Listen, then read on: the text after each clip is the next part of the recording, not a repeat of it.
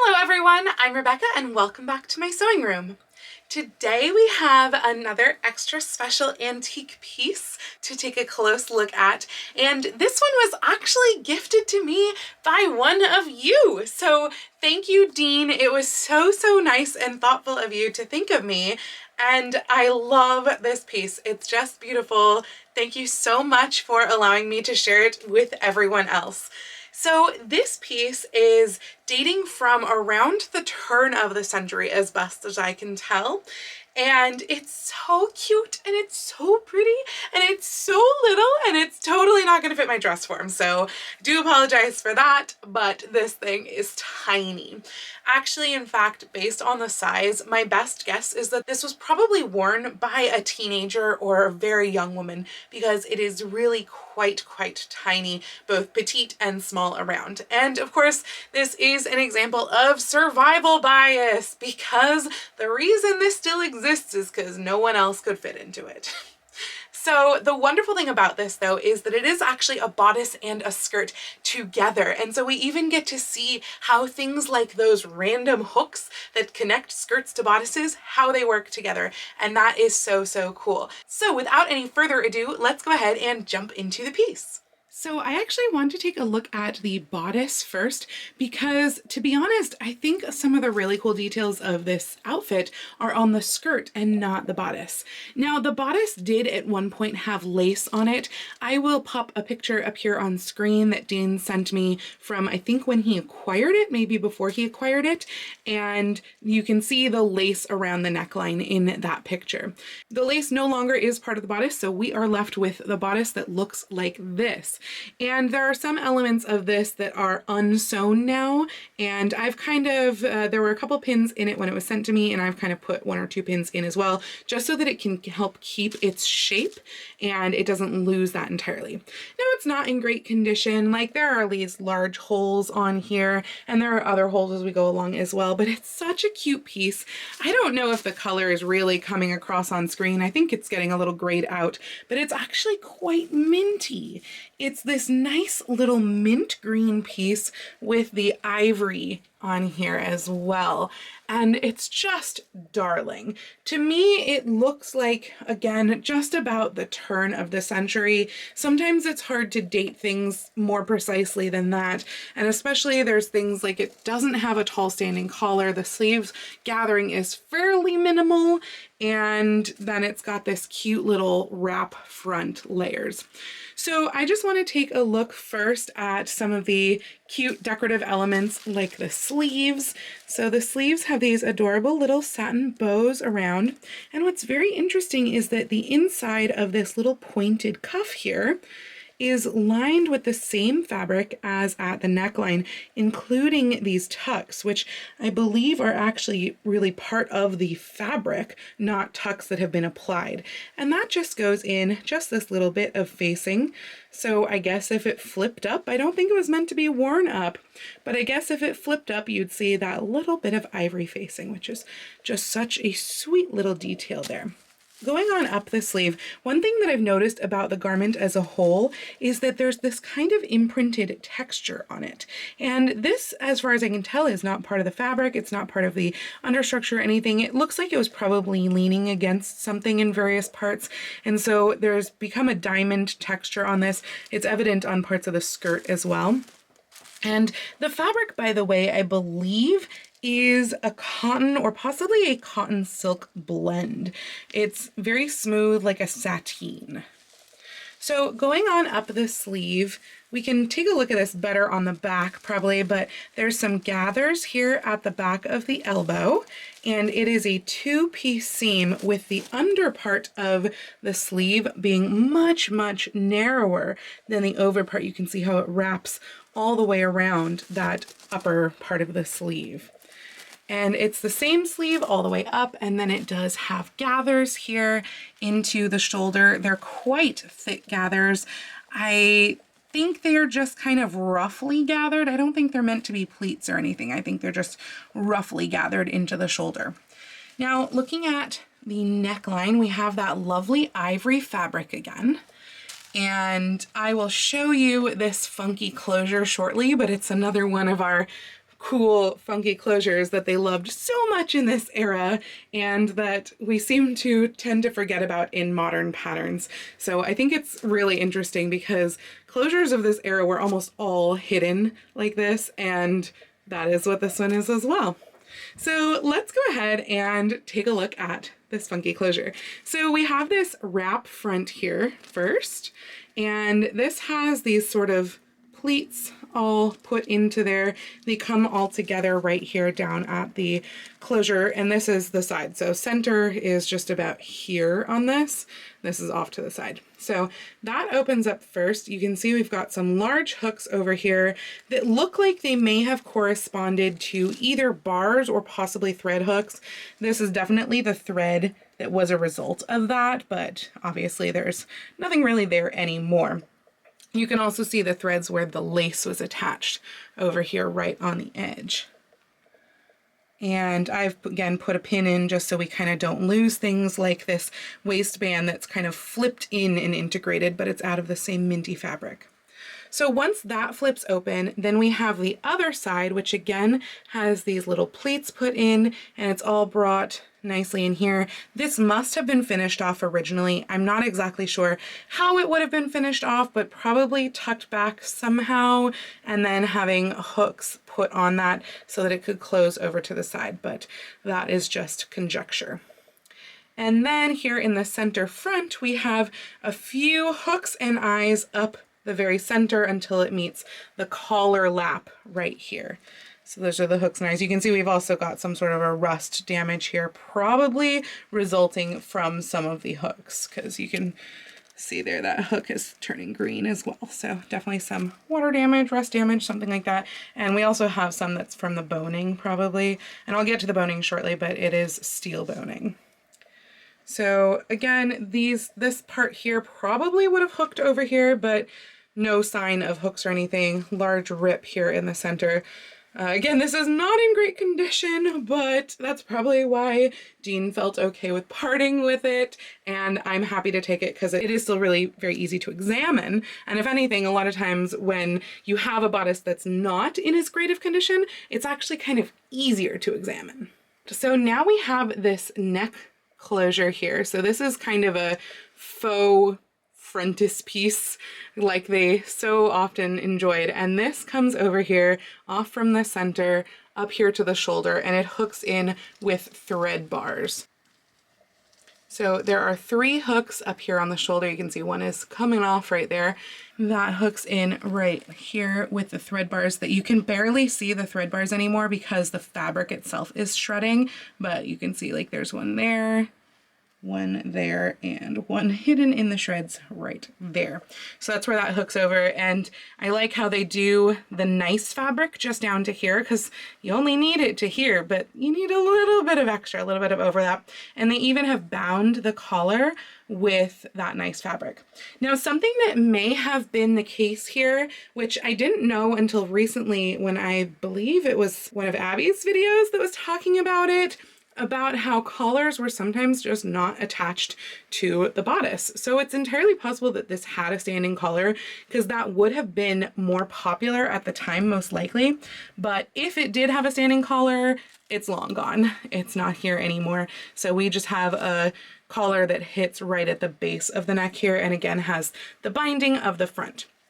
This part inside here, this is a very fine cotton, like a muslin, but this part on the back over here, I think this is actually a linen. So it's very interesting that they used a different fabric as the base of this neckline piece than they used for the interior, which again, it's like a slightly polished, but mostly unpolished muslin. This also has some hooks down here, and they go over to corresponding thread bars on this side. There's another one right up there.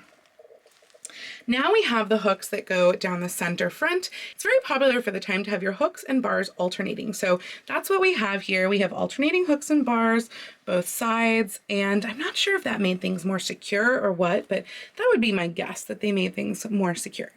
So now we can take a look inside. And we've got some nice guts on this bodice just because we can kind of see everything, which is really quite nice. So as I mentioned, it has metal boning. This is like a little flat steel type boning. So that is pretty cool to see. The boning is coming out of channels all over the place. As you can see, they've basically all poked out the top. So this was a well-loved bodice. It was worn a lot. And actually some of the boning has poked out the bottom too. I noticed right when I got it that there was one that had poked out and it didn't feel like it wanted to go back in at first. I was able to gently maneuver it back through that hole, but you can see how the hole has actually kind of rusted there where the boning had come out of it.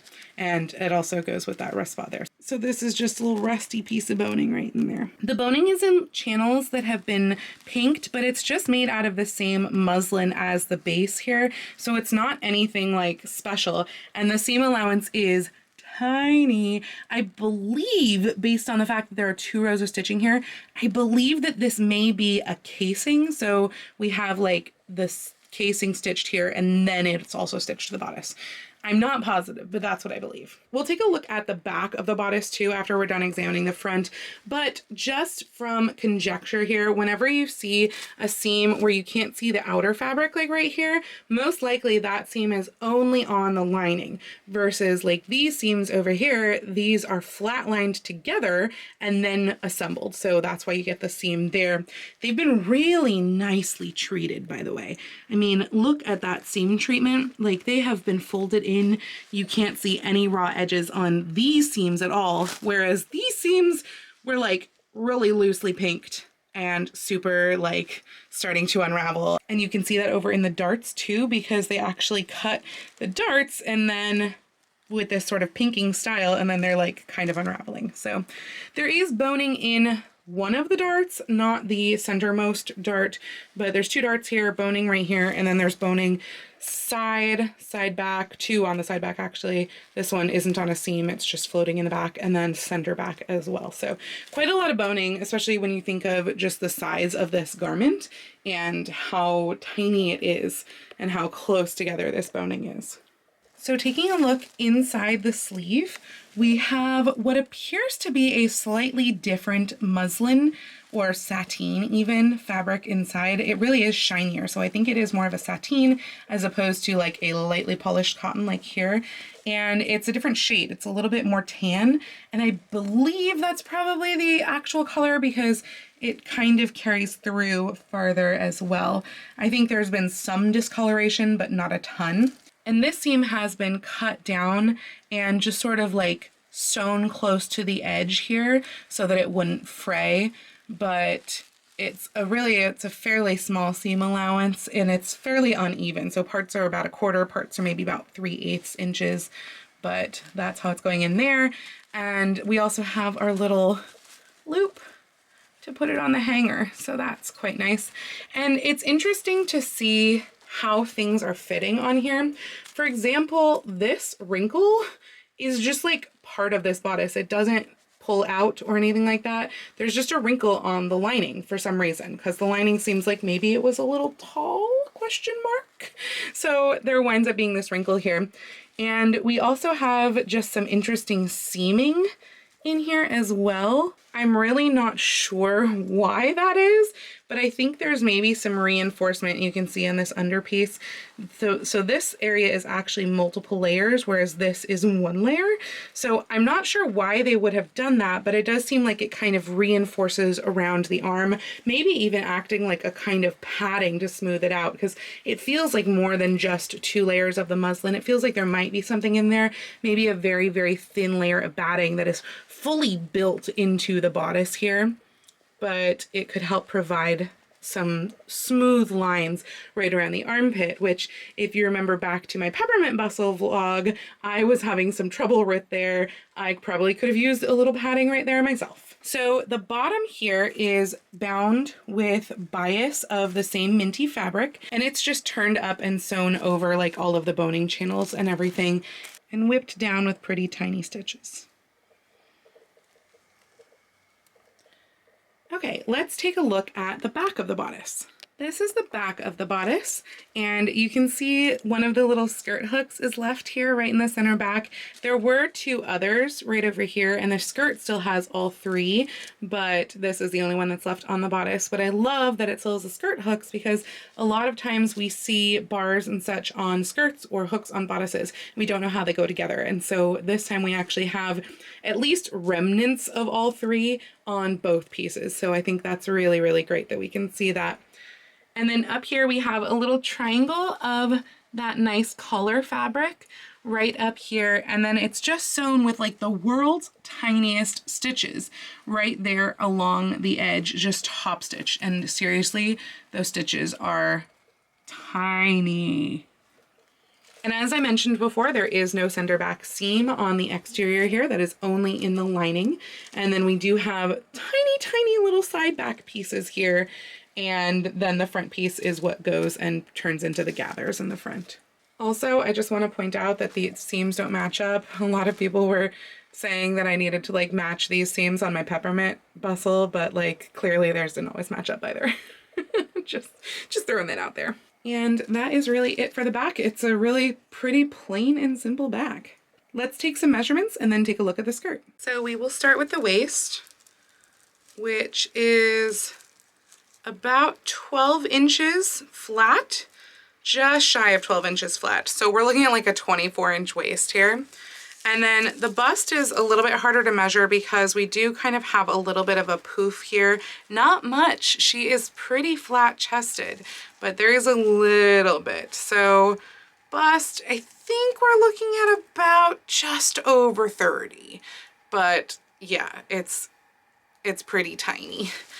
And also, just to show you the length of how tiny this is, I mean, I know I'm tall, but from the shoulder curve to the hem here, which keep in mind the hem tucks into the skirt, I believe. At least it does on the back. So I think that probably means it does on the front, but it's 15.5 inches total from all the way from the shoulder seam down to the edge here. So very, very tiny. Okay, let's take a look at the skirt. So the interesting details of this skirt pretty much all have to do with the hem. This is the hem guard, if you will, and it is a velvet band. And actually it's a double velvet band, because this is the inside of the skirt that we're looking at right here, which is about a 1-inch wide velvet band.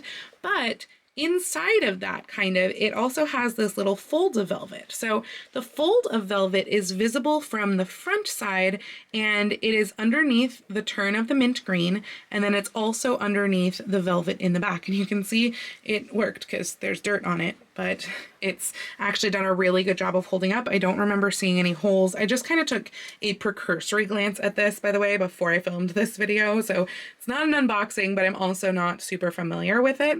And I've only just received this piece. I'm filming this here the beginning of February. And the velvet is like the softest thing. It's like petting a little rabbit. It's so, so soft. So I think that it's probably silk velvet just based on the age. I don't know that they were really making velvet out of different things besides that. So my guess is that it is silk velvet.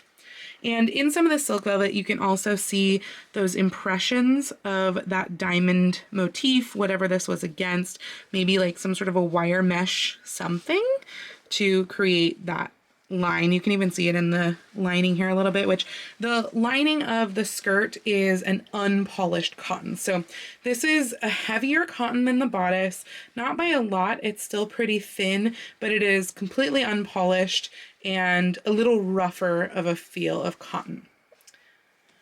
The skirt itself has these wonderful little, I guess, godets, I never know how to pronounce that word, but they're not quite godettes or godets, or at least not your standard ones, because those generally are a triangle that are just inset like this. And this actually has a pleat basically up here. So there's excess fabric. I'll show you what it looks like on the inside as well, but there's excess fabric in here coming down here. So it winds up being a really very interesting shape because of that. You can see that excess fabric. And the velvet gives this skirt such a wonderful weight. There's no other structure in this skirt, by the way. It's just the exterior fabric and then the cotton on the inside, plus that double velvet guard band situation here going on here, and yet it is giving it a weight that it's hard to describe it. I mean, you can kind of see the stiffness right here just as I hold this velvet. That velvet just really does a wonderful job and makes me really want to try trimming a skirt like this with velvet, because it just seems luxurious and also gives it such a nice body. I mean, look at that. Let's take a look at the inside of this godette now. So from the inside, this is what we're looking at. So the seams have been really nicely bound over here. I think it is actually the godette that is doing the binding. Yeah, and you can see it whipped down actually right in there. So it's not even that it's fully bound, but it is bound. I don't know how to really describe that. I don't know what kind of seam treatment that is called. If you know, comment below. But the piece that is the godette is going out this way, coming over, being folded in, and then being whipped down to this piece over here. So it's a lot of work going on.